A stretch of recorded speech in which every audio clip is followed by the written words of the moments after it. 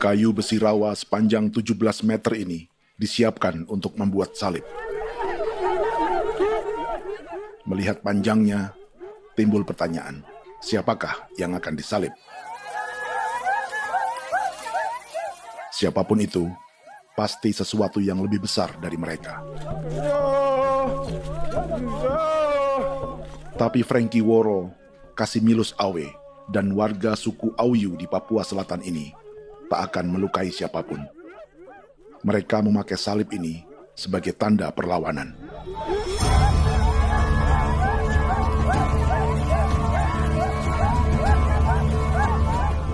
Yang mereka lawan memang lebih besar,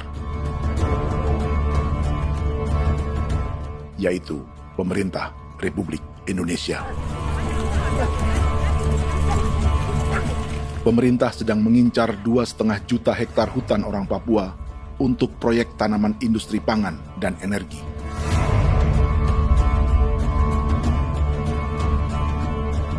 Ratusan kilometer dari salib orang-orang Auyu itu, orang Muyu sedang menyiapkan gerakannya sendiri. Tapi kali ini dalam bentuk sebuah pesta. Pesta yang disiapkan oleh marga Kimco Jinipjo selama 10 tahun.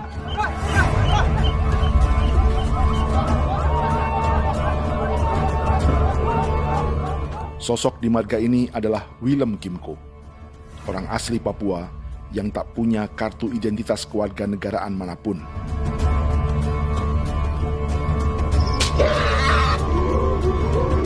Pesta adat ini sudah cukup langka, tak hanya di Papua, bahkan di kawasan Pasifik dan peradaban Melanesia. Awalnya bayarnya aneh kalau bukan. Internet ada kode kerem bipnuka, kode kerem bipnuka, dan jitana ya kati ko kerem baran dipo. Kami mengambil ini kok kuning. Ada gagasan dan gerakan sosial di balik pesta orang-orang Muyu ini, sama dengan gerakan salib merah yang dimulai orang-orang Auyu. Salib ini akan menjadi yang terbesar dari 1.800 salib merah yang telah ditancapkan berbagai suku di Papua Selatan dalam 10 tahun terakhir. Ribuan salib merah yang dipadukan dengan palang adat adalah tanda larangan yang menyatukan unsur-unsur adat dan agama. Kami percaya bahwa kalau memang kami sudah tidak mampu untuk menyelesaikan persoalan ini, dalam hal ini perusahaan tidak bisa masuk, berarti kami minta bantuan kepada nenek moyang dan Tuhan. Atribut perang orang Auyu ini diukir atau dilukis, digambar di batang salib ini dengan tujuan bahwa kami larang dengan sangat keras. Jadi apabila siapapun, baik dari antara kita sendiri yang melanggar batas ataupun pihak lain yang mau mengganggu keselamatan hak tanah adat kami, maka kami siap untuk melakukan ancaman perang. Salib-salib ini tidak ditancapkan di halaman-halaman gereja, melainkan di tanah dan hutan adat, di dusun-dusun sagu, dan di tempat-tempat yang disakralkan. Sebab 1.800 palang adat dan salib ini memang bukan semata tentang agama, tapi untuk mencegah negara dan perusahaan memasuki tanah dan hutan adat mereka. Papua, buka udara.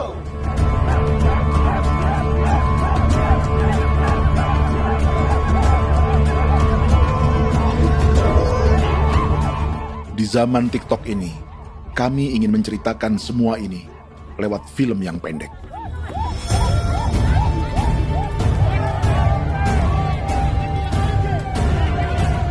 Tapi kami jelas gagal.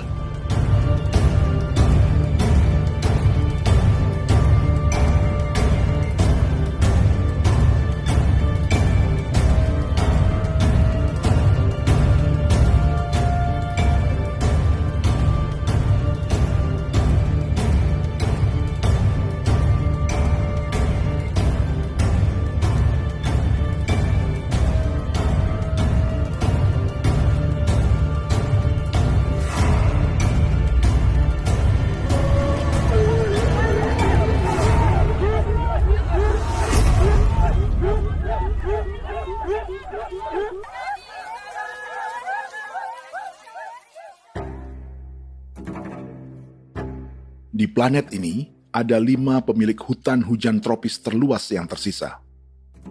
Kongo di Afrika, Brazil, Peru, Bolivia, dan Indonesia.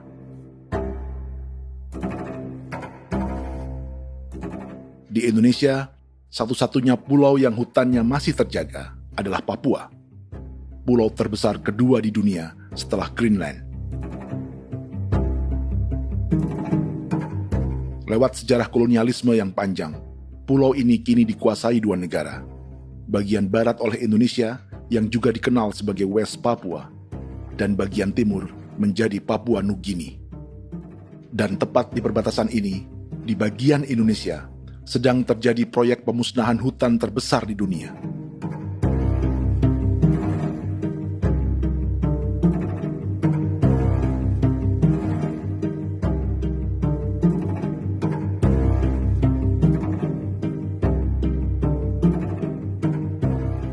Pemerintah Indonesia sedang membuka lebih dari 2,5 juta hektar hutan untuk sawit, tebu, padi, dan peternakan.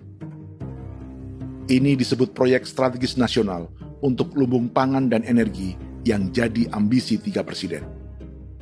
Bagian terbesar direncanakan untuk mencetak sawah seluas 1,3 juta hektar. Lalu bagian lain akan ditanami tebu seluas 560.000 hektar untuk gula dan bioetanol. Setiap liter bensin di Indonesia akan dicampur bioetanol 10% atau E10.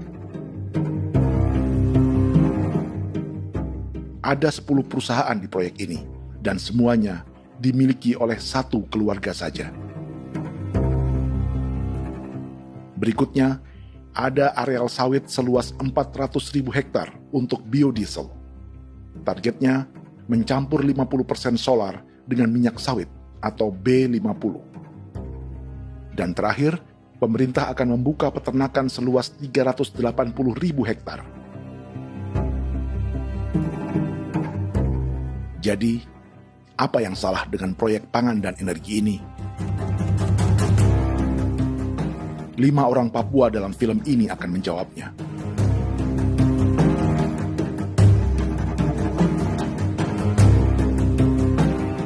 Yang pertama adalah Yasinta Moiwen dari suku Marin.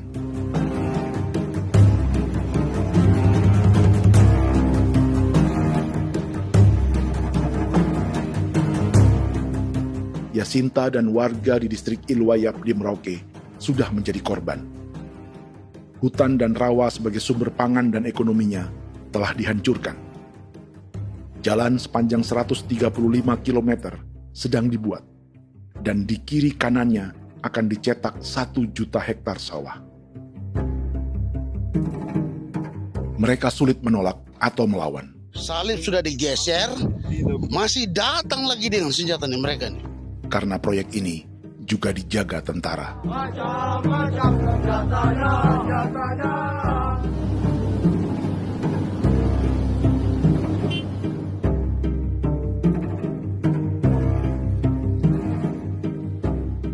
Yang kedua adalah Natalis Buer di distrik Tanah Miring, Merauke. Petani milenial ini merasa ditelantarkan. Sebab setelah hutannya diubah menjadi sawah, sebagian sawah-sawah ini tak tergarap. Orang asli Papua seperti Natalis tak punya modal untuk benih, pupuk, perawatan, hingga ongkos panen.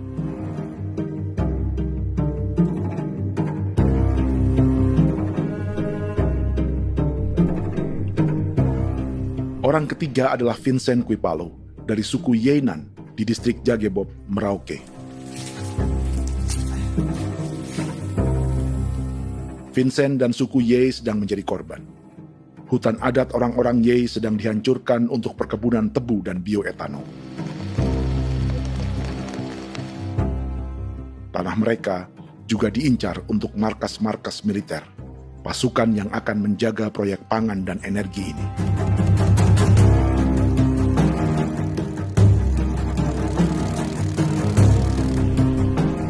Yang keempat adalah Frankie Woro dari suku Auyu di distrik Fofi, Kabupaten Bovendigul. Hutan dan tanah mereka terancam perluasan perkebunan sawit untuk campuran biodiesel atau B50. Orang-orang dari suku Auyu ini adalah calon korban. Merekalah salah satu pelopor gerakan Palang Adat dan Salib Merah. Meski kadang berseberangan dengan gereja yang mereka anggap lebih mendukung pemerintah dan perusahaan. Mereka bahkan sedang merencanakan gerakan yang lebih besar, dengan salib yang lebih besar. Tanah milik Somu Sobisiba itu bahwa tanah ini diciptakan oleh Tuhan dan memberikan warisan kepada kami. Kami ini hanya hak jaga.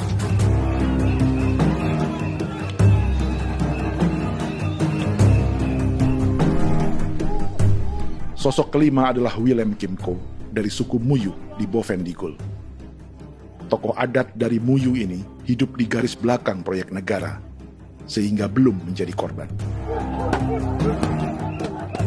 Tapi mereka sedang bersiap menghadapi segala kemungkinan. Tinggal di belantara dan perbatasan membuat sebagian mereka tak punya status kewarganegaraan. Tapi mereka telah hidup jauh sebelum ada Indonesia atau Papua Nugini.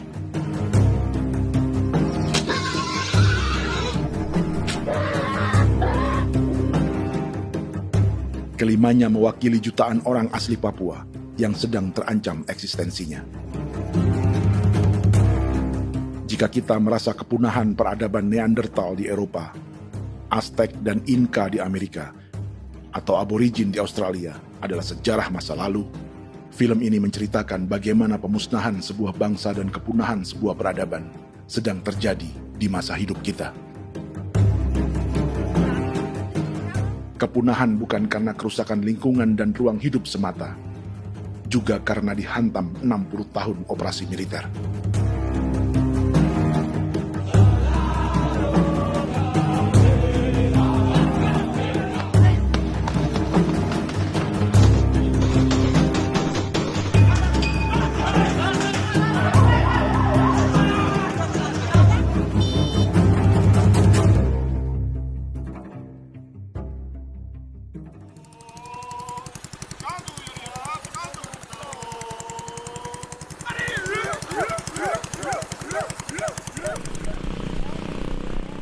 Frankie Woro dan orang-orang Auyu sedang berburu. Tapi lokasi perburuan mereka mulai dikuasai perusahaan perkebunan sawit.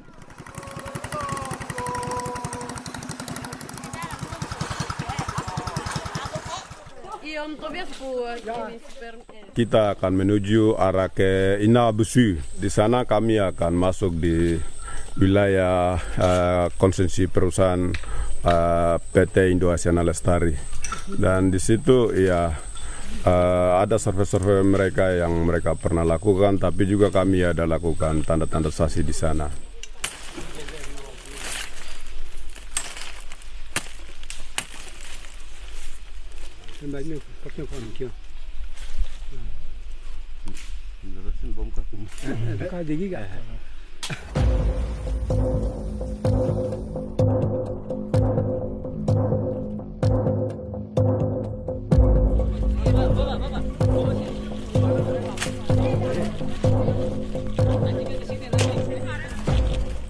Dapat dengan yang induknya, tapi karena induknya dia lari dong terlambat kerja, akhirnya yang bisa kita dapat dia punya anak ini saja.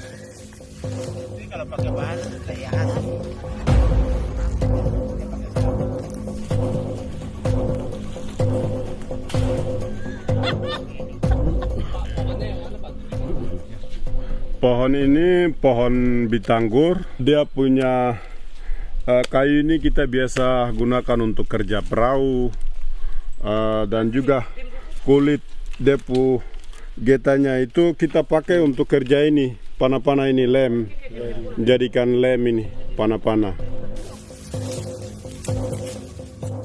Hutan ini adalah supermarket bagi suku Auyu.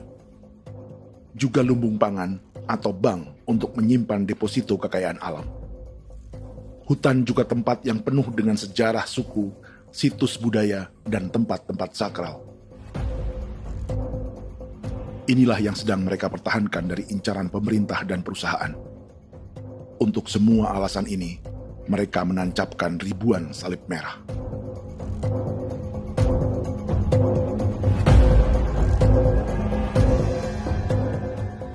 Tapi dari kampung, warga suku Auyu memberi kabar pada Frankie tentang intimidasi oleh aparat negara agar mereka melepas tanah ke perusahaan sawit dan berhenti memasang palang adat dan salib merah. Ada beberapa titik yang saya sudah siap, tetapi di sini emergensi dari saya, terutama di kampung Sokanggon, PT Damai Timber. Dia mengganggu saya dengan menggunakan kekerasan maupun pihak hukum. Dan kemarin saya ada pernyataan penolakan secara resmi, tapi masih tetap dengan menggunakan pihak hukum untuk masuk, untuk harus dituntut saya untuk harus diterima perusahaan itu. Kita di situ ada 15 marga, tetapi 15 marga juga tidak setuju. Marga-marga siapa yang terima dan marga-marga mana saja yang menolak. Nanti kita lihat dari pertimbangan itu, dan di situ dan kita undang mereka untuk bicara dengan kami. Sebagai sosok yang aktif dalam gerakan, warga Auyu terus memberi informasi lapangan kepada Frankie yang tak selalu berada di kampungnya. Pernyataan yang mereka paksa saya untuk tanda tangan itu, tapi sementara saya tidak tanda tangan. Data semua ada di tangan saya.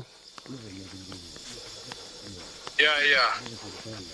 Baik, kalau gitu itu lebih bagus karena tanda tangan itu yang berbahaya. Iya.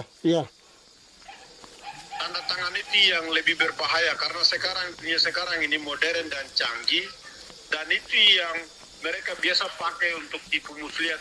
Mereka biasa pakai itu di tanda tangan itu. Betul. Dari Bambisa juga di Sofia dia masuk untuk memaksakan kami marga untuk harus menerima perusahaan itu. Tapi kemarin kami sudah menolak. Babinsa nama Bosco. Babinsa di sini nama Bosco. Itu yang sekarang strategi militer yang sekarang mereka pakai. Jadi yang penting masyarakat itu yang benar-benar mau menolak siap dukung ketua marga siapa yang nanti tampil.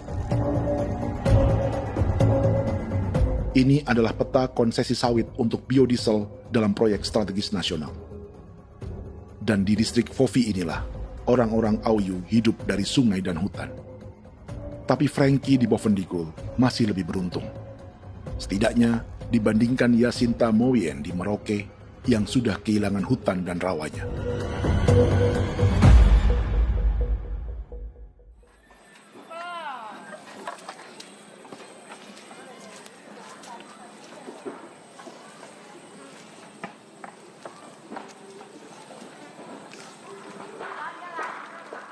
Yasinta dari suku Marin adalah petani sayur di kampung Wanam, distrik Ilwayap, Merauke. Memanfaatkan lahan yang ada, ia berkebun dan menjual hasilnya ke pasar kampung. Ini ekonomi warga di Wanam untuk menghasilkan uang, lalu memberi barang kebutuhan yang tak bisa mereka produksi sendiri. Tapi kehidupan sebenarnya ditopang oleh ekosistem hutan dan rawa. Inilah sumber pangan utama dan peradaban mereka.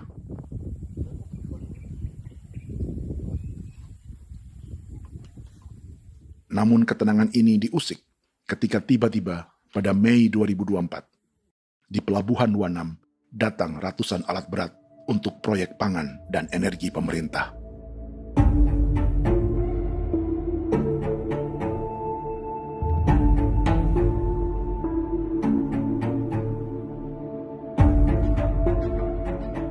Kami masyarakat setempat kami tidak tahu.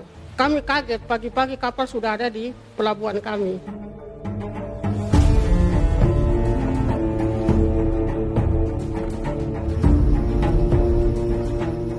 Yasinta Mowien atau Enrika Gebze dan warga lainnya tak pernah diajak bicara atau dimintai pendapat. Seakan-akan Papua adalah tanah kosong. Kita suka kaget yang dong bawa turun alat berat dong bawa turun, kita kaget masyarakat. Dorang subongkar itu kayu-kayu.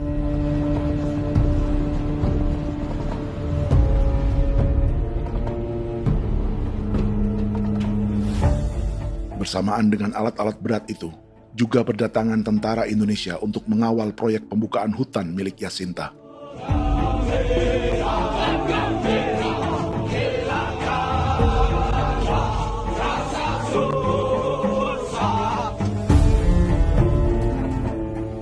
Ribu alat berat didatangkan dari Cina ke Papua oleh perusahaan bernama John Lin Group sebagai kontraktor pemerintah.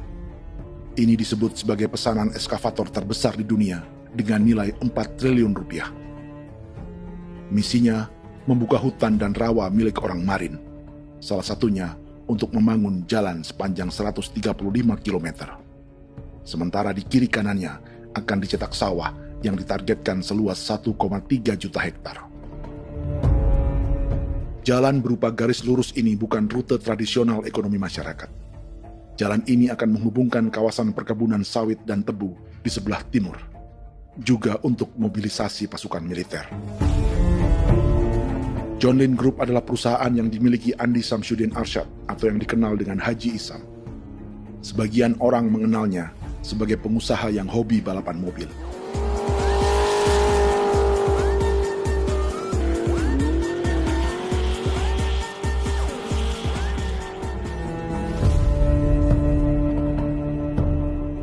Tapi di Kalimantan, ia berbisnis batu bara, perkebunan sawit, pengolahan karet, penerbangan, perkapalan, dan biodiesel.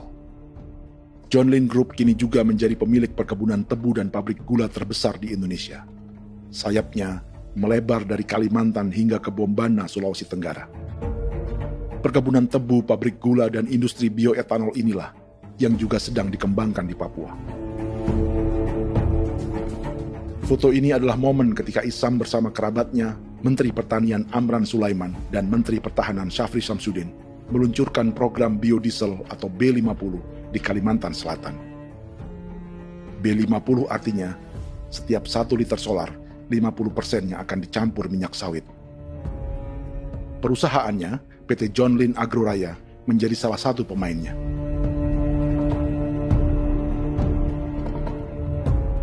Sepanjang tahun 2025, saham PT John Lin Agroraya pernah naik hingga 700%.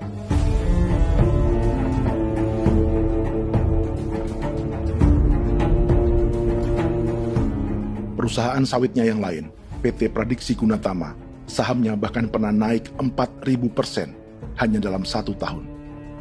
Dari harga saham ini saja, nilai kekayaan keluarga Isam diperkirakan mencapai 100 triliun rupiah lebih, menjadikannya salah satu keluarga terkaya di Indonesia dan salah satu pemain penting industri bioenergi. Dan di Papua Selatan inilah sebagian sawit-sawit untuk mendukung program B50 akan ditanam. Inilah tanah orang-orang Wambon, Muyu, Marin, Yei, atau Auyu seperti Frankie Ward.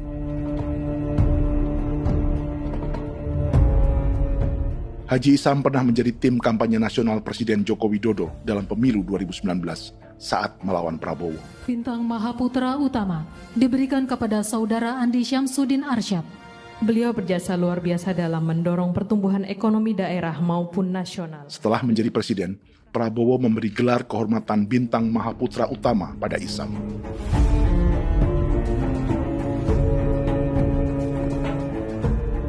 Sejumlah menteri Prabowo, juga kerabat dan orang-orang yang pernah bekerja di perusahaan Isam.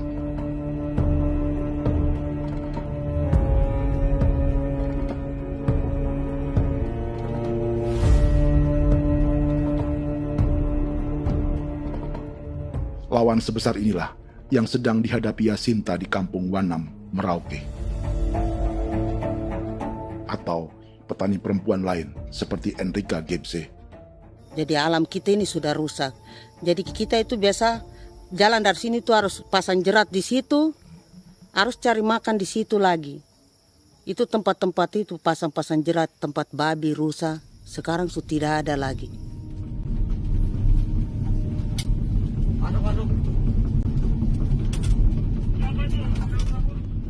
Rekaman ini memberi gambaran bagaimana Kasuari kehilangan rumah di bekas hutan dan rawa yang telah dibabat.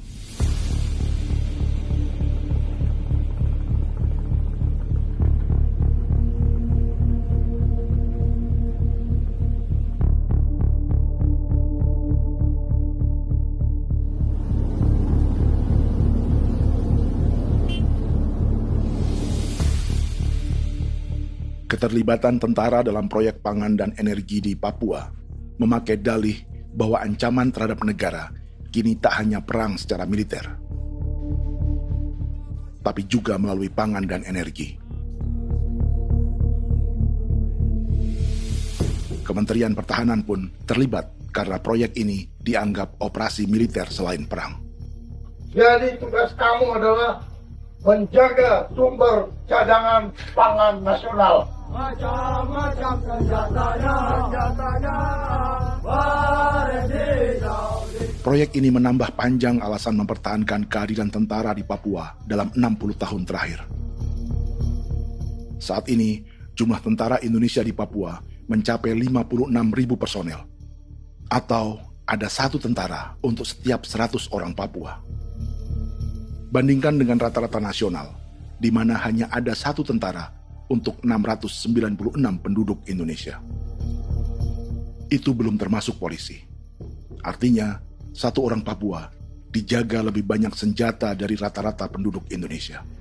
Tanah dan hutan diambil secara sepihak untuk kepentingan pembangunan batalion dan bandar antariksa. Ini bentuk perampasan masyarakat. Penolakan kehadiran markas-markas militer terjadi di sejumlah tempat di Papua. Tak hanya karena trauma dan ketakutan, juga karena mengambil tanah-tanah adat.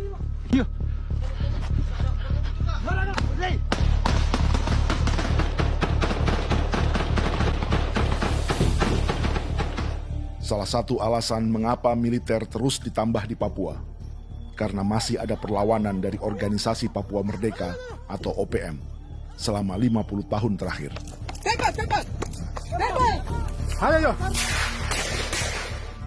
Tapi kekuatan militer OPM diperkirakan hanya 1.430 personel dan 360 pucuk senjata.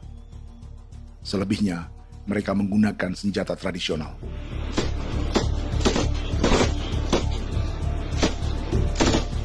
Dengan demikian, kekuatan tentara dan polisi di Papua 58 kali lebih besar dari gerilyawan Organisasi Papua Merdeka.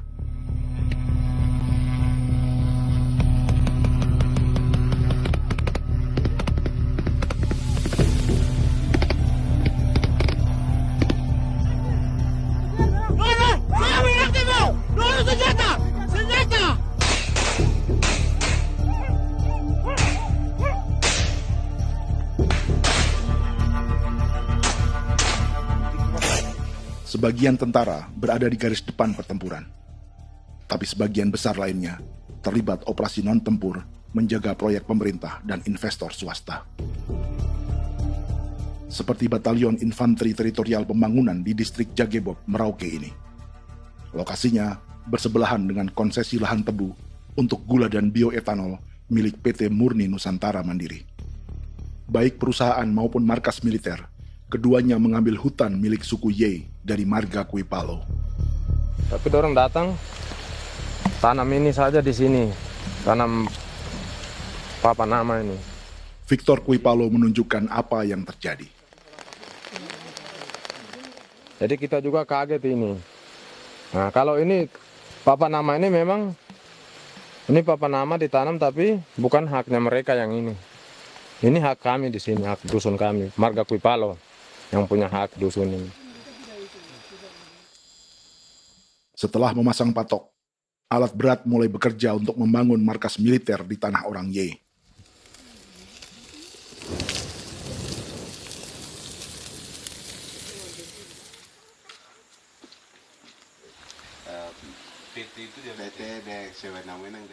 Kehadiran markas militer mengkhawatirkan warga yang pernah mengalami trauma.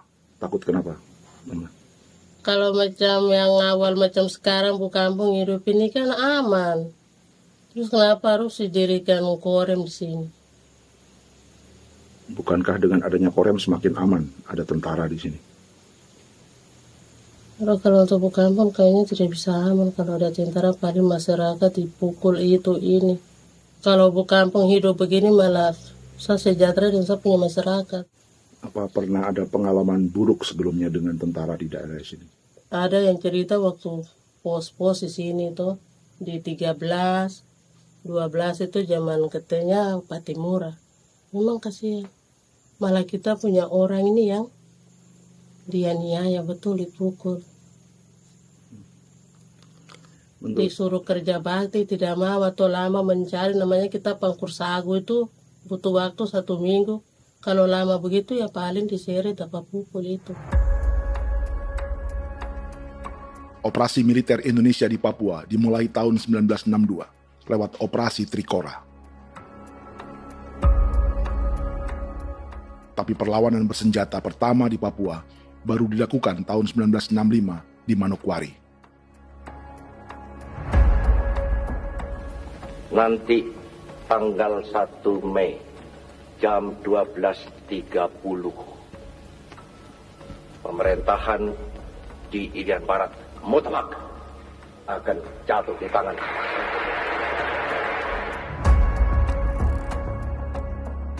Sejak itu, selama 60 tahun, operasi militer untuk menaklukkan Papua terus dilakukan. Salah satu operasi militer paling berdarah adalah Operasi Wibawa untuk memenangkan Indonesia dalam jajak pendapat tahun 1969. 643 orang tewas di Paniai. Lalu disusul 4.146 korban tewas antara tahun 1977 hingga 1978.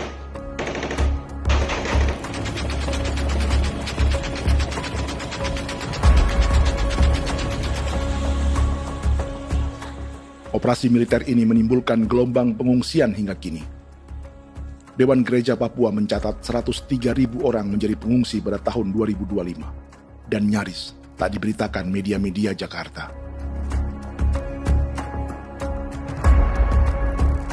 Jumlah pengungsi terbesar tercatat di Nduga yang mencapai 20.000 jiwa.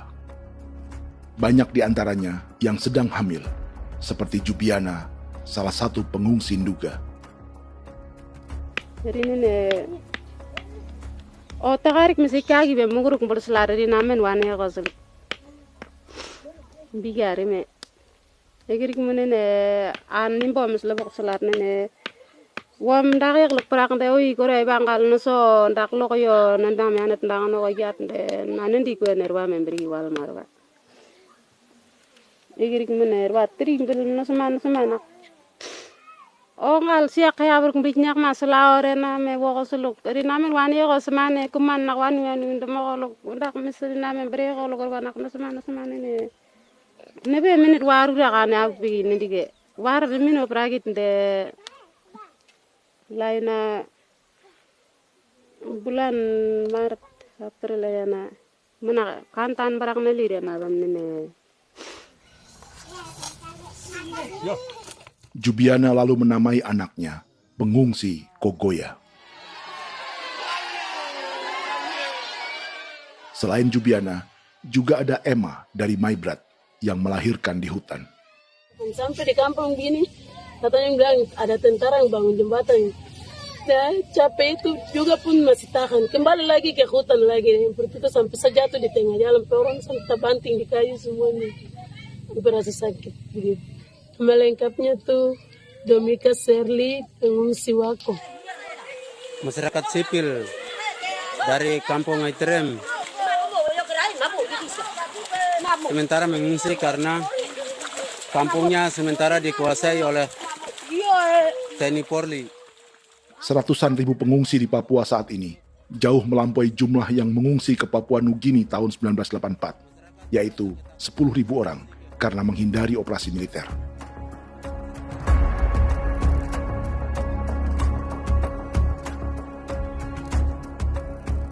Bersamaan dengan operasi militer, eksploitasi sumber daya alam Papua juga dilakukan sejak masuknya tambang emas dan tembaga Freeport pada tahun 1967.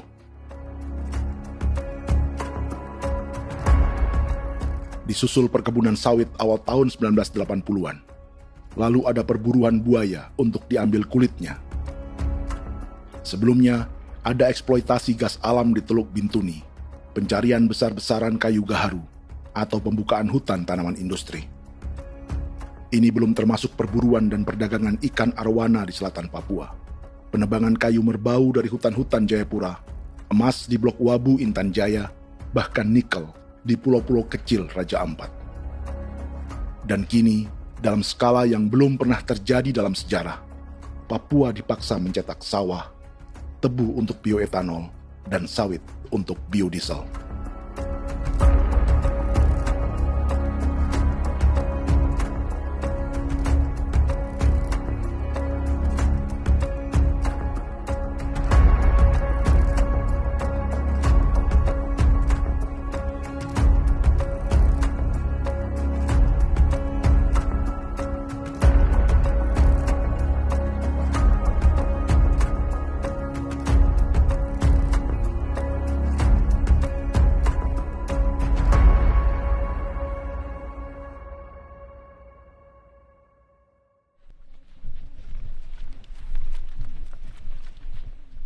Inilah yang sedang menimpa keluarga Vincent dan Victor Kuipalo di Merauke.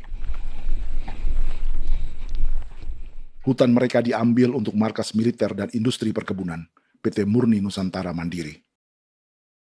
1 dari 10 perusahaan yang diberi konsesi untuk menanam tebu dan memproduksi gula serta bioetanol seluas 52.000 hektar.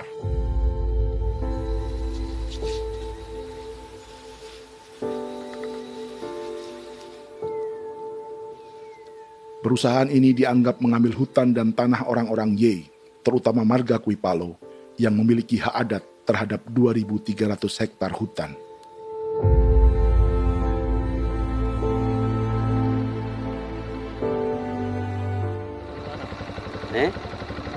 Tentara?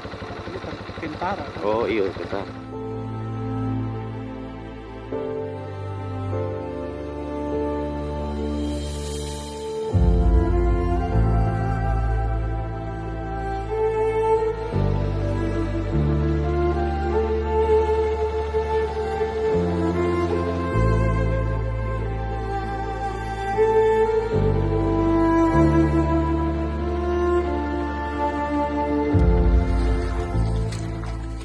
Keluarga Kuipalo sedang melihat apakah perusahaan semakin mengancam tanah mereka. Dan kekhawatiran itu terbukti. Iya, makanya tadi saya bilang ini dari sini saja dekat ini sudah masuk di dalam ujung lapang ini. Ini hutan, yang ini hutan yang dorong ada bongkar sekarang ini. Ini sudah punya alat sudah dekat ini. Dekat sekali ini. Ini di sini. Nacau, kelapa itu yang jalan lama, jalan setapak ini. Dari udara, terlihat alat-alat berat semakin mendekati tanah orang-orang Ye, marga Kuipalo.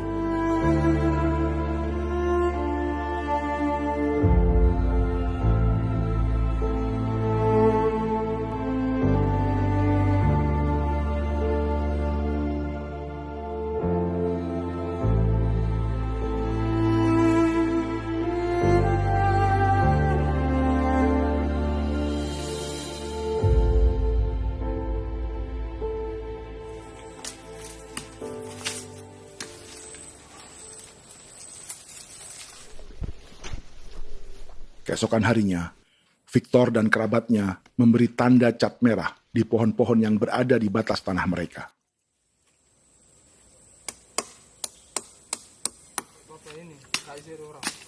Tapi tanda peringatan adat ini tak diindahkan perusahaan.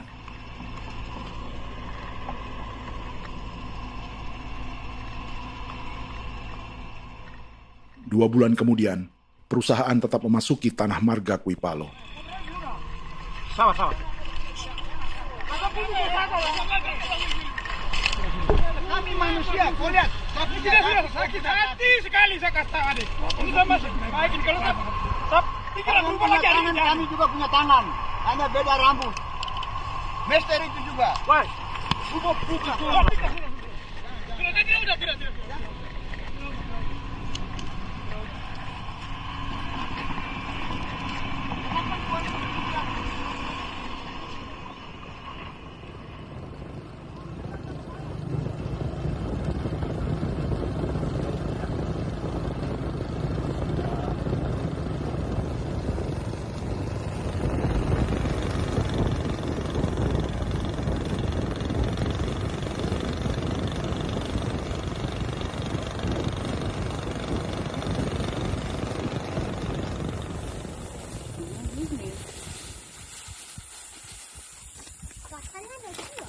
Kita masuk sini.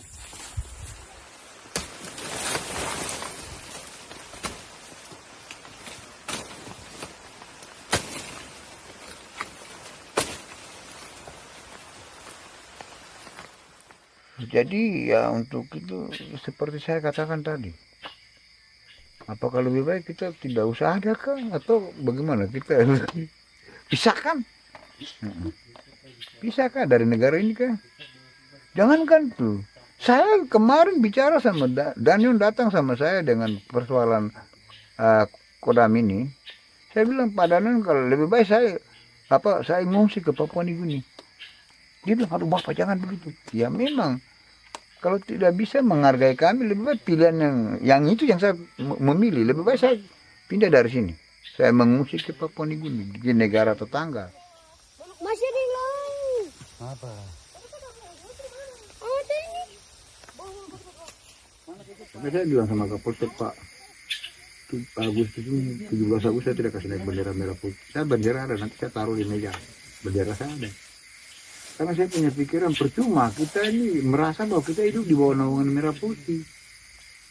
Ternyata merah putih tidak lindungi kami. Tidak anggap kami sebagai kami rakyatnya. Dia lambang negara.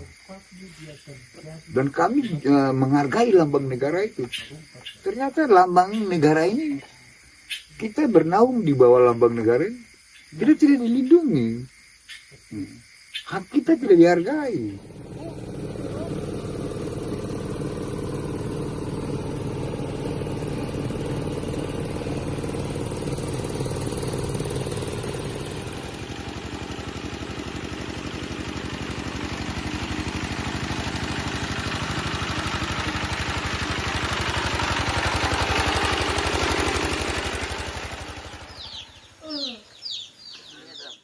Marga Kuipalo dari suku Ye terus mendapat teror dan intimidasi agar melepas tanah mereka yang hanya dihargai Rp300.000 per hektar.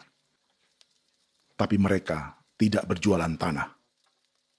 Makanya mama itu tidak suka untuk lepas tanah. Untuk apa? Baru di dalam hutan itu ada obat-obat tradisi. Itu sudah Kalau macam ada sayur juga, kita ambil sayur yang dia tumbuh sendiri. Jadi kita ini mau kemana, kalau itu sudah digusur, ya habis. Kita ini jadi penonton. Jangan sampai kita ini duduk minta di jalan. Jadi kita tidak mau seperti itu. Makanya tanah itu kita tidak melepas. Tapi mungkin orang lain tuh dia senang saja. Lebih baik saya pegang uang merah dulu. Saya bisa beli-beli itu ini.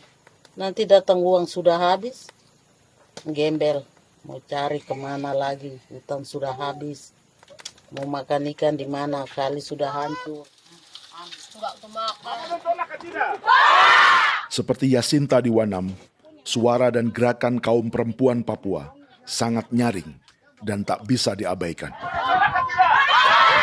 Saya sebagai perempuan tolak untuk perusahaan masuk di sini. Karena kalau saya terima anak-anak saya mau dikemanakan, mau tinggal di mana. Apapun yang terjadi saya tetap tolak. Demi tanah ini saya akan berjuang, demi saya punya anak-anak. Yang katanya mengutamakan anak Papua, nyatanya yang kerja kebanyakan ya orang-orang Jawa.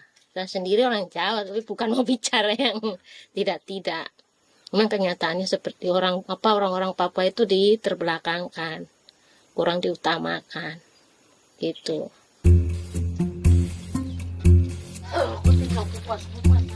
Proyek food estate seperti mencetak sawah bukannya tak diikuti warga Papua.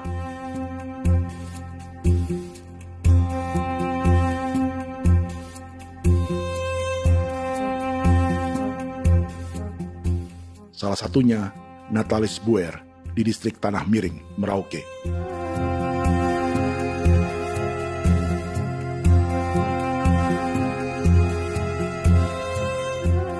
Setelah menghabisi hutan, pemerintah Indonesia mencetak sawah untuk tanaman padi karena beras mulai menjadi makanan pokok menggantikan sagu. Sebagian besar penggarapnya adalah warga transmigran yang datang sejak era 1980-an. Bahkan petani transmigran sudah ada sejak Belanda membuka proyek padi kumbe di distrik Kurik. Lokasi yang sering jadi langganan pejabat Indonesia memamerkan sawah di Papua. Tapi Natalis juga ingin belajar menanam padi atau bersawah. Namun ia kesulitan karena dibutuhkan modal untuk benih, pupuk, hingga pemeliharaan dan panen. Lalu sawah-sawah ini pun mulai dikuasai pendatang.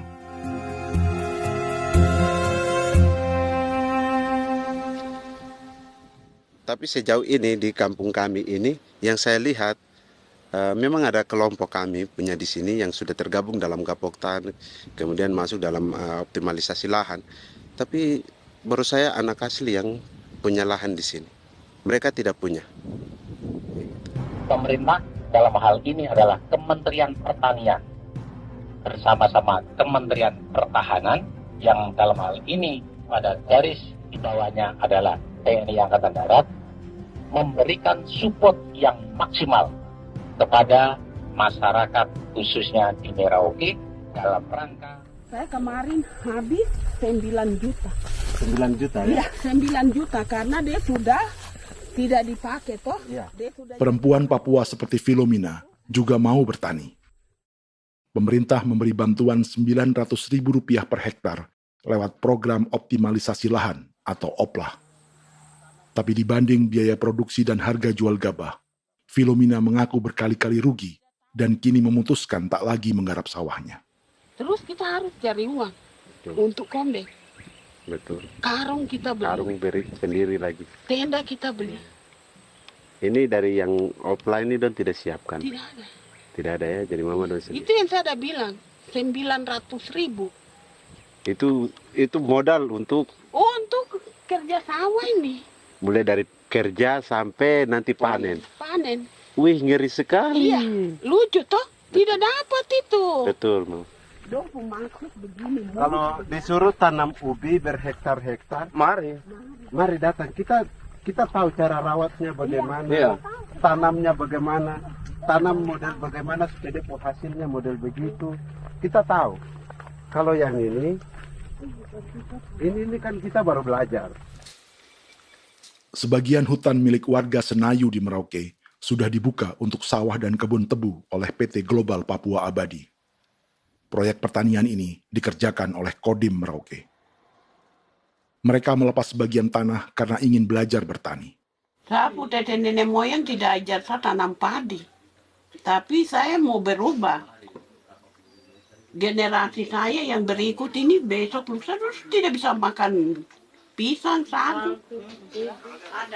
Namun program optimalisasi lahan yang dijanjikan dengan berbagai bantuan tak dirasakan Filomena. Obat rumput beli, obat padi beli, jonder kita bayar, bahkan bibit masih kurang, cari bibit lagi beli. Jadi saya memang kalau program pemerintah saya sama sekali saya tidak suka. Baku tipu saya.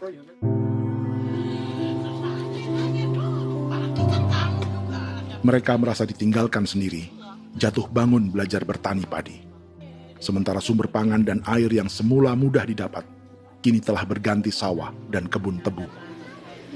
Dulu kita masih bisa jalan, nanti masak di kali, pakai air kali. Minum pakai air kali. Sekarang kok mau masak? Tidak ada air. Air sudah susu, mau minum tidak bisa. Sudah dengan obat. Drone semprot tebu itu saja drone. Drone yang semprot. Saya lihat di itu. Jadi kita bukan drone yang terbang di atas untuk disemprot. Iya, itu semprot tuh. Dong lempar pupuk di bawah ya dia mengalir ke kali. Mengalir ke kali, ke rawa-rawa.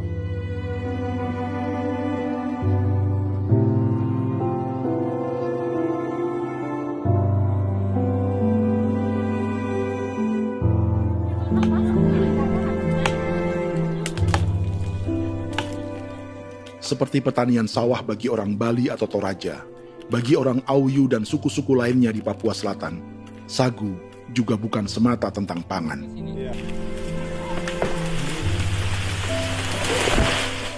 Bagi orang Auyu dan Marin, sagu adalah kerabat, sosok orang tua, sosok nenek moyang yang harus dijaga dan dilindungi.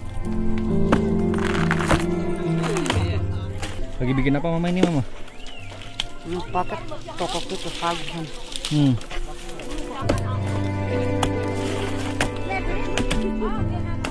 Kami diingatkan oleh leluhur, sagu itu tidak boleh digusur dan tidak boleh diganggu dengan cara apapun, dan di dalam rangka kepentingan apapun tidak boleh. Kamu harus bela, bahkan sampai nyawa pun harus menjadi taruhan demi membela keselamatan pergerakan sagu di atas tanah.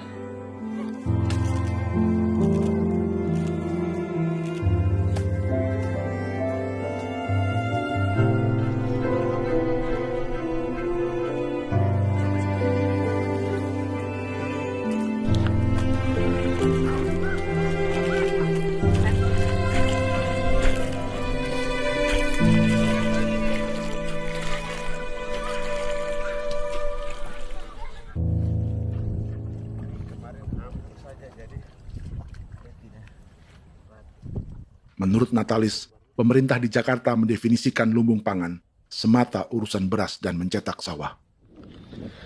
Sebenarnya orang Papua itu bukan tidak bisa bertani. Kami tanam ubi itu bagian dari pertanian. Nah, pertanian yang dimaksud oleh pemerintah itu harusnya selalu, itu kalau bisa pemerintah harus spesifikkan. Pertanian apa yang dimaksud? Pertanian tanam padi atau pertanian tanam ubi, petasan dan lain-lain. Ini yang harus dispesifikkan dulu. Begitu, sehingga tidak menjustifikasi kami orang asli Marin bahwa kami tidak bisa bertani. Bukan. Kami buka kebun besar-besar di sana, bahkan bermeter-meter, ratus-ratus meter pakai sekop, bukan pakai ekskavator, tapi ini pakai skop. Itu pertanian, begitu.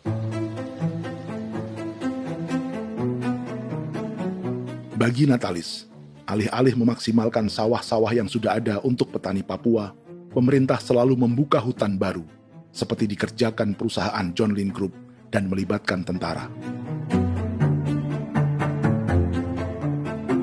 Padahal, sejarah keterlibatan militer dalam proyek food estate atau cetak sawah adalah sejarah kegagalan yang bertubi-tubi 4 presiden selama 30 tahun terakhir.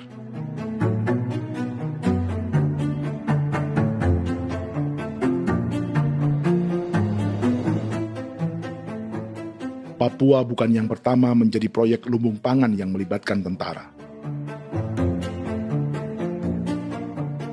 Kalimantan telah menjadi korban 30 tahun sebelumnya.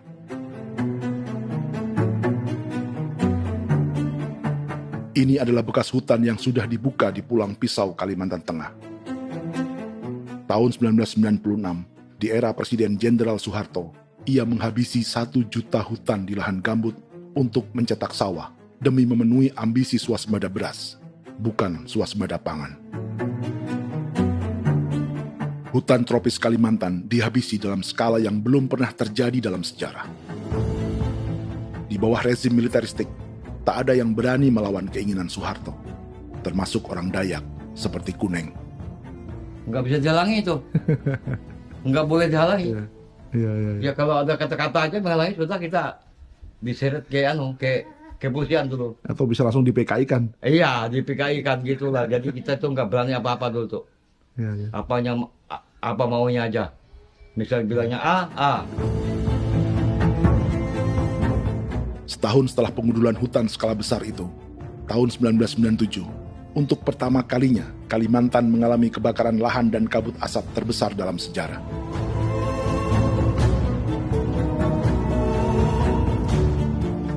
Sebagai ilustrasi, ini kondisi kabut asap tahun 2015.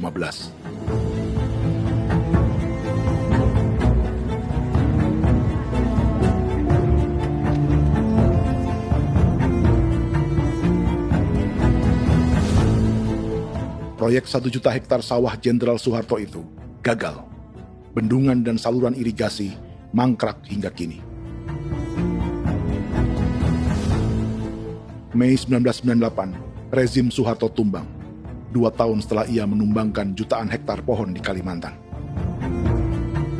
Setiap tahun, lokasi ini menyumbang kebakaran dan kabut asap yang merugikan jutaan orang.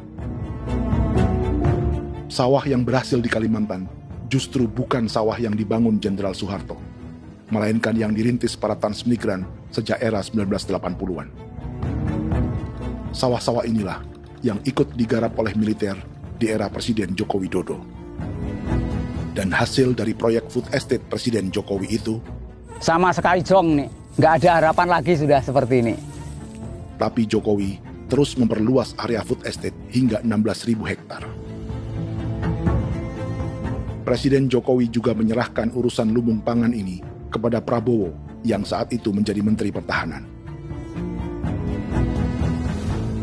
Salah satunya di Kabupaten Gunung Mas, Kalimantan Tengah, untuk membuka perkebunan singkong seluas 31.000 hektar. Food Estate Singkong Jenderal Prabowo ini dimulai dengan membuka 600 hektar hutan di Tawai Baru. Proyek singkong untuk bioetanol ini pun dijaga tentara. Dan seperti Jenderal Soeharto, proyek Jenderal Prabowo ini pun gagal.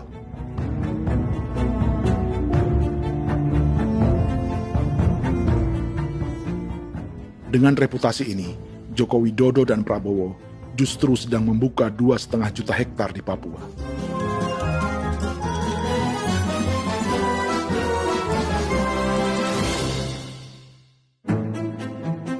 Setelah Jenderal Soeharto, Presiden Jenderal Susilo Bambang Yudhoyono juga mencoba membuka food estate di Papua sejak tahun 2010. Namanya Merauke Integrated Food and Energy Estate atau MIFE. Proyek ini juga gagal. Lalu di lokasi yang sama, Jokowi berusaha meneruskan dengan proyek mencetak sawah 1,2 juta hektar yang juga gagal. Sekarang yang paling siap adalah 1,2 hektar. Yang 1,2 juta hektar. Dan kini, Prabowo yang pernah gagal dengan 600 hektar singkong di Kalimantan justru akan mengulangi di Papua dengan skala 2,5 juta hektar. Di daerah Papua pun harus ditanam kelapa sawit supaya bisa menghasilkan juga BBM dari kelapa sawit. Dalam setiap proyek pangan dan energi di Papua, yang lebih menonjol bukan tanaman pangannya, melainkan untuk energi atau bahan bakarnya.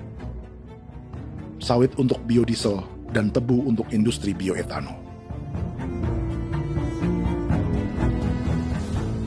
Ada 10 perusahaan yang diberi konsesi hingga 0,5 juta hektar untuk tebu. Dan 10 perusahaan itu dimiliki oleh 1 keluarga saja.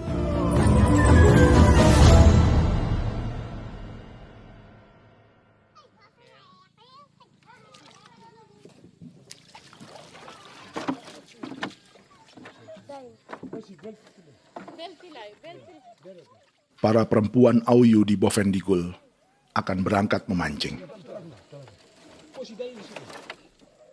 Priska Beni membantu menyiapkan perahu.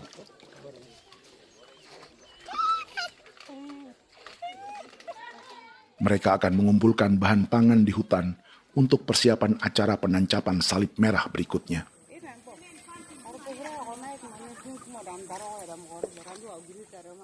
Priska sudah mengambil posisi memancing.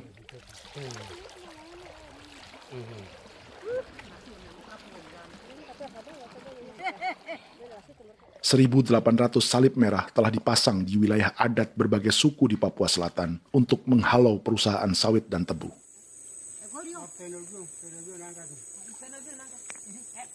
Maria Tebung yang paling muda datang membawa hasil.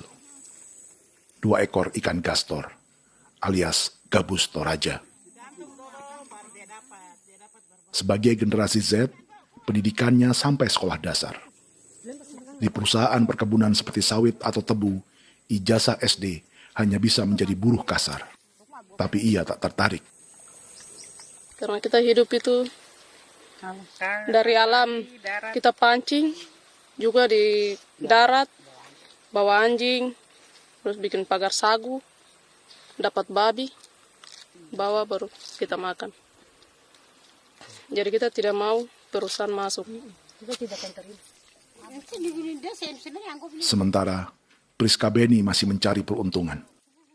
Tapi baginya, menjadi nelayan di Sungai Fofi masih lebih baik daripada bekerja 9 tahun di perkebunan sawit. Sudah pengalaman, jadi kita tidak mau lagi. Seberapa lama ketika kerja itu? Selama di sana. 9 tahun di sana. 9 tahun? Saya baru pulang dari perusahaan. Selama 9 tahun kerja di sawit, bisa punya rumah kah? Atau tidak. Motor kah? Tidak. Johnson kah? Tidak. Cuma makan saja. Pendapatan juga kan tidak lebih. Habis dimakan.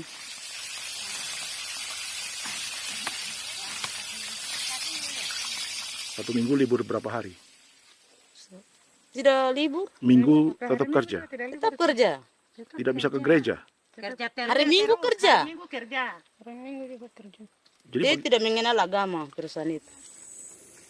Di grup perusahaan sawit Korindo, Priska digaji 2 juta rupiah per bulan dan tinggal di mes karyawan. Tapi gaji itu dipotong bahan makanan atau BAMA rata-rata 1 juta rupiah setiap bulan. Korindo adalah grup perusahaan yang salah satu usahanya adalah hutan tanaman industri dan sawit di Bovendigul dan Merauke. Di Papua, mereka memakai bendera PT Tunas Sarwa Ema. Perusahaan ini pernah memberi bantuan pada Keuskupan Agung Merauke. Keuskupan Merauke belakangan mengeluarkan pernyataan mendukung proyek strategis nasional di Papua. Umat Katolik yang memprotes sikap gereja tersebut ditangkap polisi. Jadi selama 9 tahun tidak bisa nabung? Tidak. Makan saja. Makan saja. Makan saja. Menabung bagaimana keperluan banyak. Tidak sampai. Habis di anak-anak uang sekolah. Uang 1 juta itu mana sampai. Mau nabung juga tidak cukup. Sudah pengalaman, jadi kalau di sini perusahaan mau masuk tidak.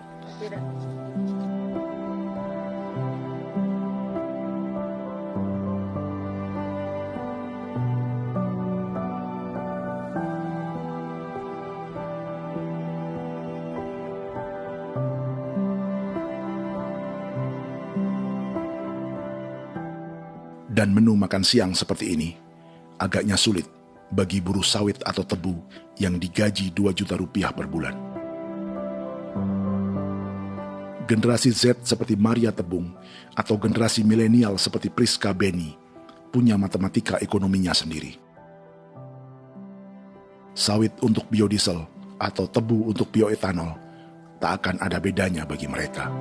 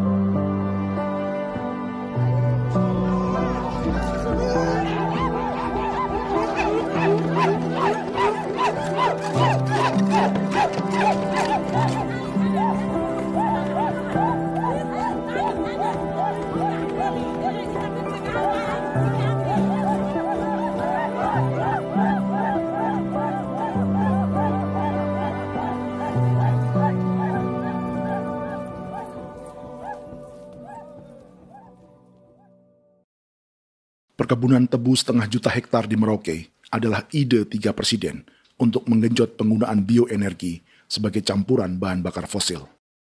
Selain swasembada pangan, swasembada energi Di daerah Papua pun harus ditanam kelapa sawit supaya bisa menghasilkan juga BBM dari kelapa sawit. Juga tebu menghasilkan etanol. Singkong, kasava juga untuk menghasilkan etanol. Bioetanol adalah bahan bakar nabati atau tumbuhan yang dapat dicampur dengan bensin. Sama dengan program biodiesel yang mencampur solar dengan minyak sawit. Pertamina saat ini sudah menjual BBM bioetanol dengan campuran 5% yang dipasarkan dengan merek Pertamax Green 95. Tapi pemerintah ingin menaikkan kadarnya menjadi 10% atau E10. Maka ke depan kita akan mendorong untuk ada E10. Kemarin malam sudah kami rapat dengan Bapak Presiden. Bapak Presiden sudah menyetujui untuk direncanakan mandatori 10% etanol. Idenya untuk mengurangi ketergantungan pada bahan bakar fosil yang diimpor dan menimbulkan polusi.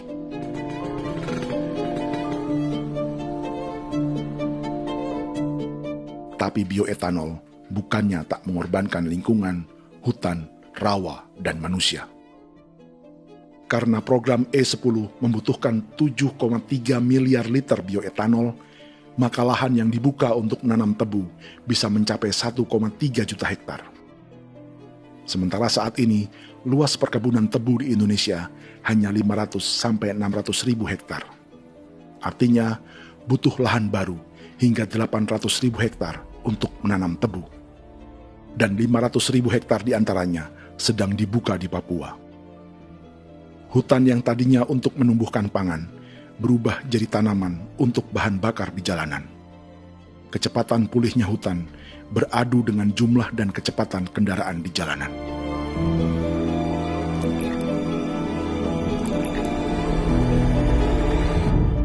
Dahaga terhadap energi tak pernah bisa dipuaskan.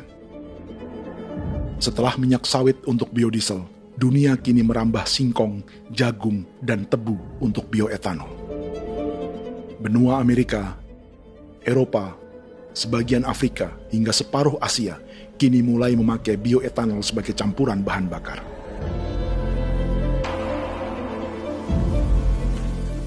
Selain perebutan lahan, masa depan dunia juga dibayangi semakin mahalnya harga pangan karena persaingan antara perut manusia dengan tangki kendaraan. Ini adalah lokasi perkebunan tebu dan bioetanol PT Murni Nusantara Mandiri yang mengancam tanah Vincent Quipalo dan orang-orang Ye di Merauke. Beberapa kilometer di selatan adalah PT Global Papua Abadi yang mengancam tanah orang-orang Muyu dan Marin.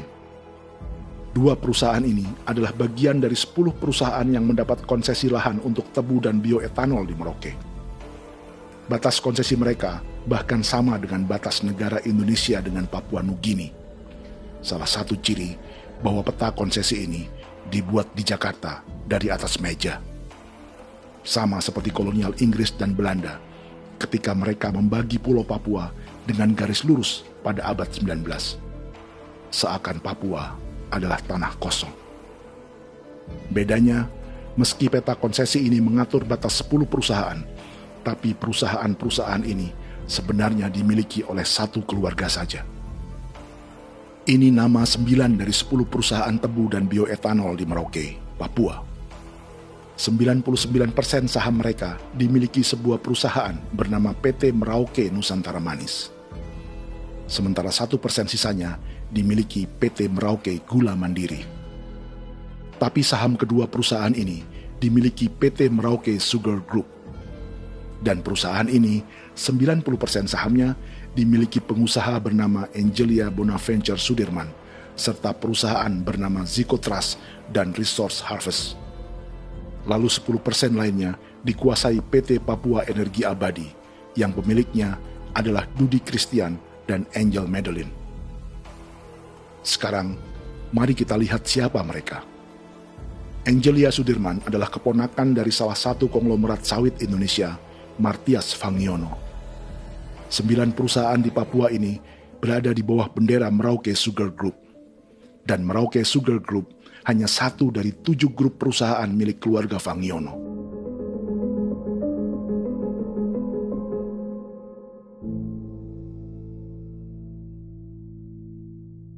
Ini Martias Fangiono.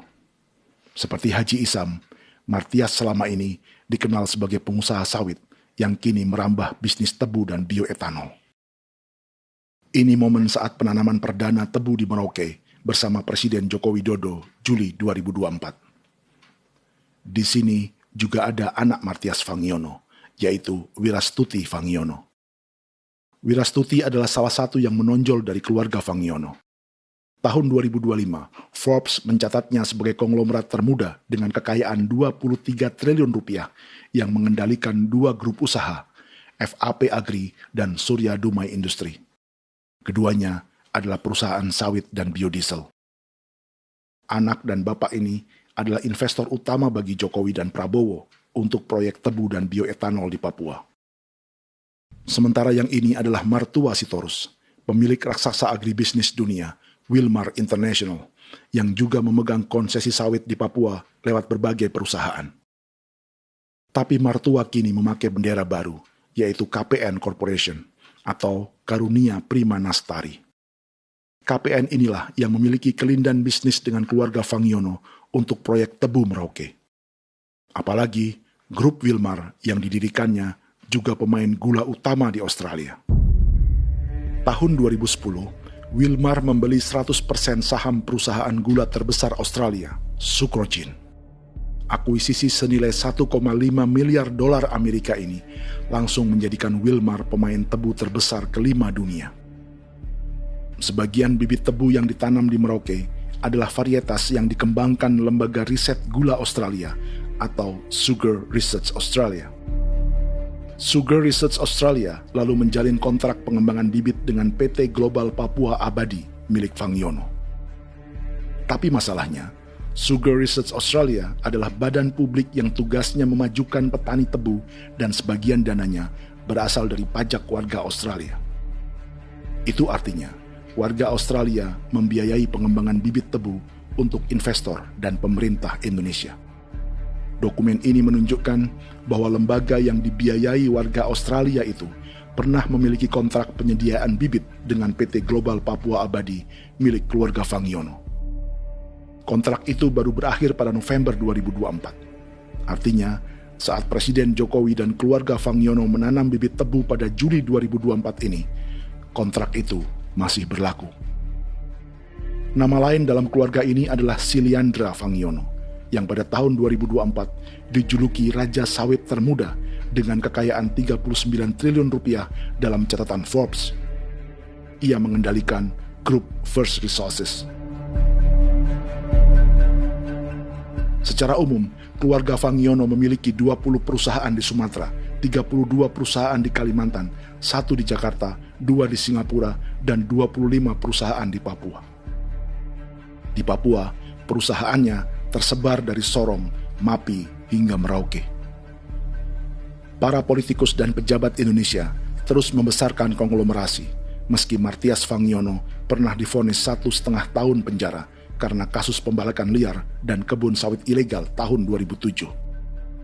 Sementara tahun 2022, Wilmar terlibat kasus korupsi ekspor minyak sawit dan divonis mengembalikan kerugian negara 11,8 triliun rupiah.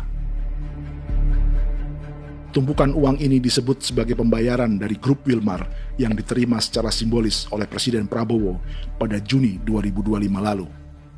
Tapi peran raksasa biodiesel dan bioetanol dunia ini belum akan surut di Indonesia. Bahkan sebaliknya. Sebuah dokumen presentasi bisnis dari Wilmar International Limited pada tahun 2010 ini bisa menjadi petunjuk. Presentasi ini bagian dari proses pembelian 100% saham raksasa tebu Australia, Sucrogin. Dalam presentasi ini, Wilmar mengaku ditawari konsesi lahan 200.000 hektar di Papua, atau dulu disebut Irian Jaya, untuk menanam tebu. Dengan penerbangan hanya 2,5 jam dari kantor Sucrogin di kota Townsville ke Merauke, Wilmar akan mengawinkan bisnis gula dan bioetanolnya menjadi pemain dunia. Dan lokasi yang diincar oleh Wilmar adalah distrik Ilwayap di Merauke, kampung halaman Yasinta Moiwen. Dan persis disinilah 14 tahun kemudian ribuan eskavator John Lynn Group milik Haji Isam mulai membuka hutan sebagai kontraktor pemerintah. Presentasi dan gagasan ini dibuat oleh Wilmar pada Juli tahun 2010. Sebulan kemudian, Agustus 2010, pemerintah Presiden Susilo Bambang Yudhoyono meluncurkan proyek Lumbung Pangan dan Energi Merauke atau Merauke Integrated Food and Energy Estate.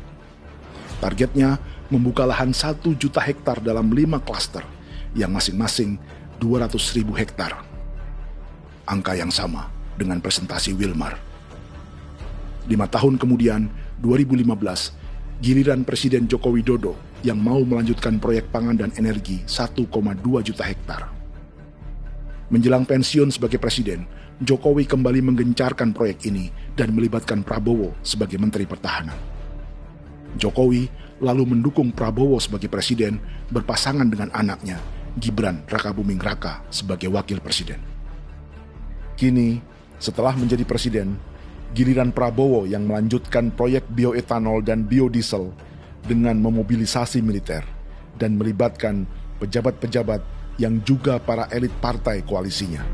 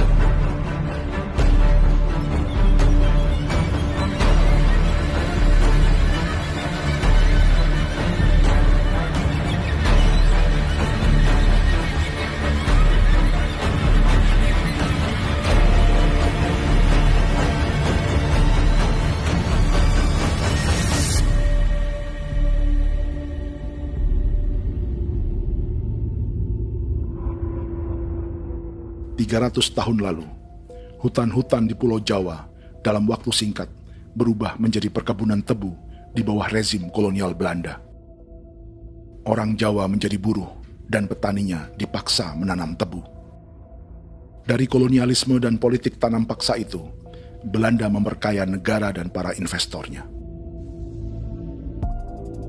Tak puas membuka hutan untuk perkebunan di Jawa dan Sumatera, kolonial Belanda menanam tebu hingga di Suriname dan mengerahkan ribuan orang Jawa sebagai buruh pada tahun 1890. Inggris yang sudah menguasai negara seluas India dan Papua Nugini pun masih menanam tebu jauh di tengah Samudra Pasifik, di tanah orang-orang Fiji. Lalu memindahkan puluhan ribu orang India menjadi buruh di sana. 200 tahun sebelumnya, ratusan ribu orang Afrika bahkan diperbudak untuk bekerja di perkebunan-perkebunan tebu Spanyol dari selatan Eropa hingga Karibia, Kuba, atau Jamaika. Jika dulu tebu menjadi gula atau emas putih, kini cerita kolonialisme tebu berlanjut di Papua untuk bahan bakar nabati atau bioetanol.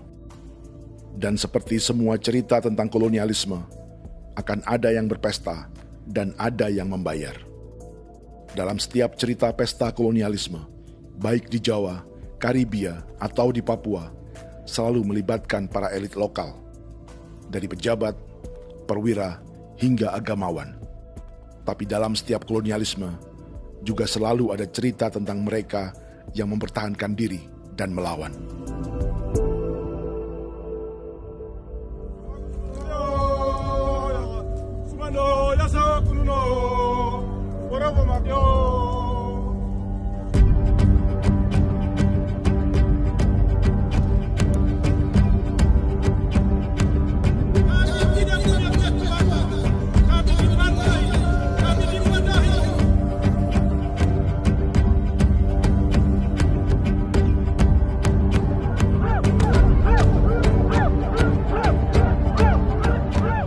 Dalam sejarah Gereja Katolik banyak pemimpin-pemimpin yang adalah tanda petik itu adalah Judas-Judas juga. Jadi itu sudah pasti karena itu adalah manusia. Satu sisi sebagai manusia dalam perjalanan digoda, apalagi ada dalam posisi-posisi jabatan, ya mungkin banyak tawaran-tawaran lain, lalu disitulah terjadi pergeseran keberpihakannya kepada misi gereja tadi itu untuk umat, untuk mereka yang tertindas. Orang kirim eksavator, orang kirim tentara, orang kirim polisi. Pukul kami bukan pencuri, kami tidak pernah mencuri orang barang. Kami tidak pernah menangis ke orang lain. Kami tidak pernah menangis ke kita Bapak Mahmud, kami menangis kepadamu. Tuhan kami lemah. Aku tidak tahu. Di dalam hijau di kuih, orang lain datang ke bangsa kami, ke wilayah kami untuk kasih habis kami.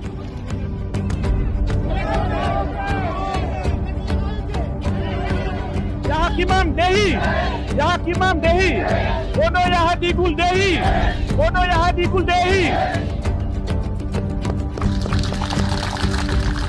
Kita buat sasi seperti begini untuk menolak perusahaan apapun yang masuk di tanah kami. Kalau kita kasih, kita bikin rusak sekarang, kita punya generasi berikutnya mau dapat kemana. Jadi kita nyatakan sikap di sore hari ini, kami tolak. Apa yang dilakukan pemerintah untuk PSN adalah kejahatan. Pemerintah bagian dari kejahatan, aktor perusak dan pembunuh terhadap negara, terhadap alam, hutan, terhadap manusia. Jadi negara jadi aktor pembunuh. Jadi Pilatusnya siapa? Negara, pemerintah Jakarta ini. Tanah Wiu bukan kosong. Masyarakat adat kami jaga. Perusahaan tolak. Biar nasa.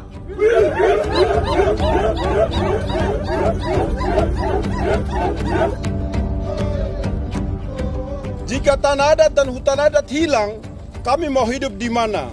Maka di sini saya mau bilang, negara jangan tipu-tipu kami lagi.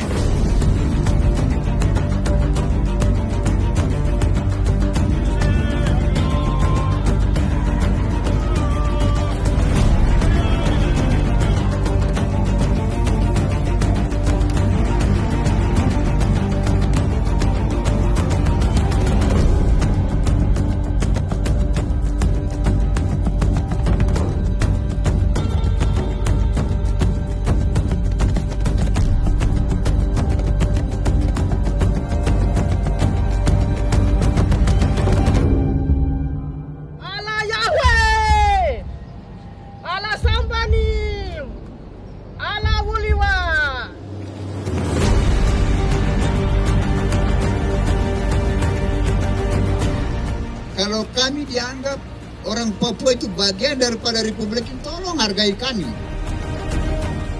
Dengan adanya PSN, PT John Hindrup yang sudah menerobos tanah kami dan hutan kami, merusak alam kami. Itu yang kami datang ke Jakarta jauh-jauh dari Papua. Kami mau bersuara kepada Bapak Presiden Prabowo Subianto, di mana keadilan untuk masyarakat Papua. Tolong lihat masyarakat Papua yang sudah mati. Kami bersepakat menyatakan, 1. Gereja-gereja di Indonesia mendukung masyarakat adat yang menolak proyek strategis nasional di tanah Papua.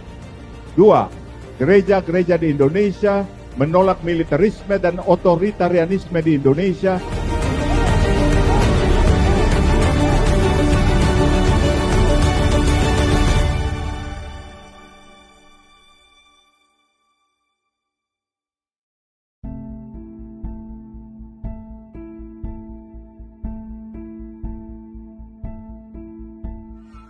Kita sering merasa banyak hal buruk sudah jadi cerita sejarah. Dan kita sekarang hidup lebih baik, lebih beradab, atau mustahil melakukan kejahatan seperti di masa lalu. Kita tidak lagi menghukum mati orang dengan memenggal kepalanya. Kita menembaknya atau menyuntik racun agar tertidur dan mati. Tapi ada hal-hal yang tak berubah. Salah satu pembantaian yang kuat di ingatan kita adalah kejahatan Nazi atau genosida di Rwanda.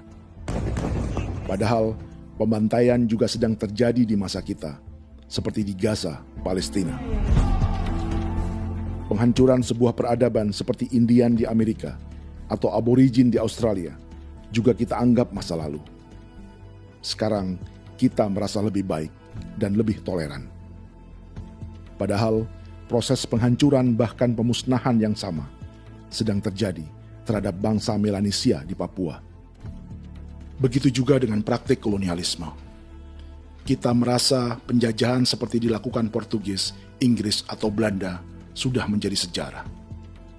Dan Indonesia tidak mungkin menjajah. Padahal itulah yang sedang terjadi dan dirasakan di Papua.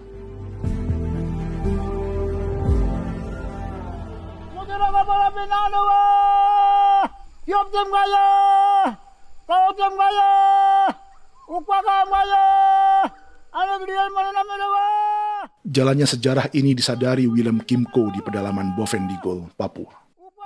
Hidup terpencil dan tak tersentuh urusan negara bukan berarti selalu aman.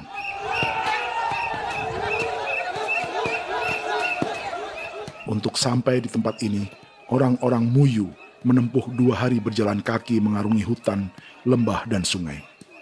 Termasuk mereka yang datang dari perbatasan Papua Nugini. Mereka berkumpul untuk memenuhi undangan pesta adat yang disebut Awon Atatbon atau Pesta Babi. Yang mengundang adalah marga Kimco Jinipjo. Yang dituakan di marga ini adalah Willem Kimco. Ia tak punya kartu tanda penduduk dan kewarganegaraan manapun, baik Indonesia atau Papua Nugini. Tahun 1984, 10.000 orang Papua, terutama suku Muyu, mengungsi ke Papua Nugini untuk menghindari operasi militer Indonesia, termasuk Willem Kimco.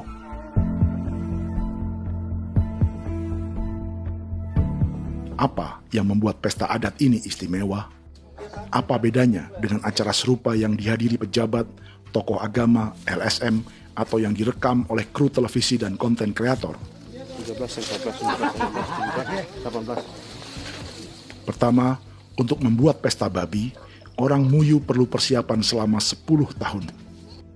Sebab, babi-babi yang akan jadi bagian dari pesta ini tak boleh dibeli, alias harus dipelihara sendiri. Babi-babi ini bukan bantuan pejabat pemerintah, gereja, atau LSM.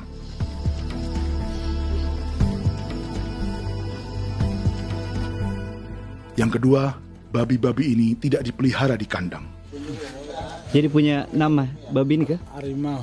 Harimau? Harimau. Dia kulit dengan ini. Bulu di harimau, macam harimau begitu yang kasih nama harimau. Setelah diberi nama, mereka dilepas liarkan di hutan sejak kecil. 10 tahun kemudian, jika tiba saatnya pesta, para pemburu akan mencari mereka di dalam 479 hektar hutan milik marga Kimco. Suku atau marga lain tak akan mencurinya di hutan, karena mereka sudah punya babi dan wilayah masing-masing. Itu artinya, mereka harus tetap menjaga dan mempertahankan hutannya, agar babi-babi bisa hidup. Demikian juga dengan lahan pangan mereka, yang menumbuhkan sagu, keladi, atau aneka sayuran.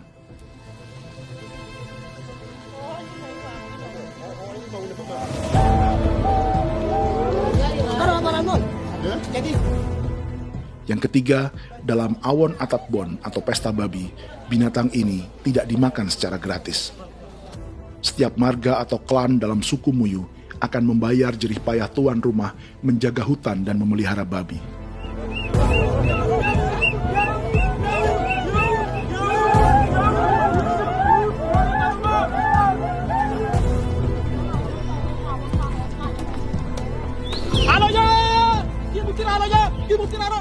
Ini seperti arisan untuk menjaga budaya dan lingkungan.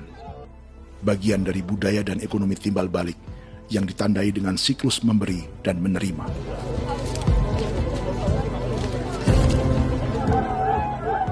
Ini juga cara orang Muyu membangun dan memperluas aliansi. Awon bet begul bet ulan yau kando asat peda nani asat peda ni liga nani ado amte nani menini tene ya ke kepo ke mau ko di mana kepo ke mau mayat nih kep tetek no yang ko kep kan between ini ke iftore wen ne tene ya kadek me oke kepo nanti ko to kepo ke pasar ko nani kon kene man gini wan koko kati bolon ya bengo koko kuning bolon ya.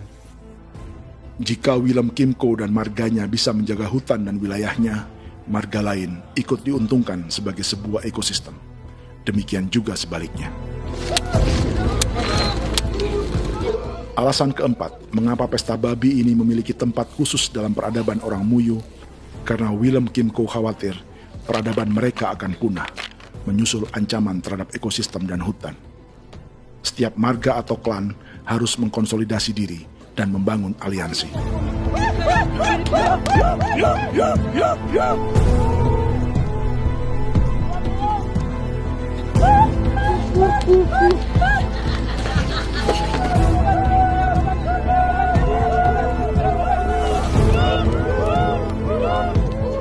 Kekhawatiran Willem dan orang-orang Muyu tak berlebihan.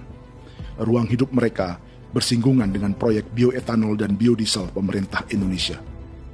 Mereka juga tahu apa yang telah dan sedang menimpa suku lain seperti Auyu di Bovendikul atau Yainan dan Marin Anim di Merauke.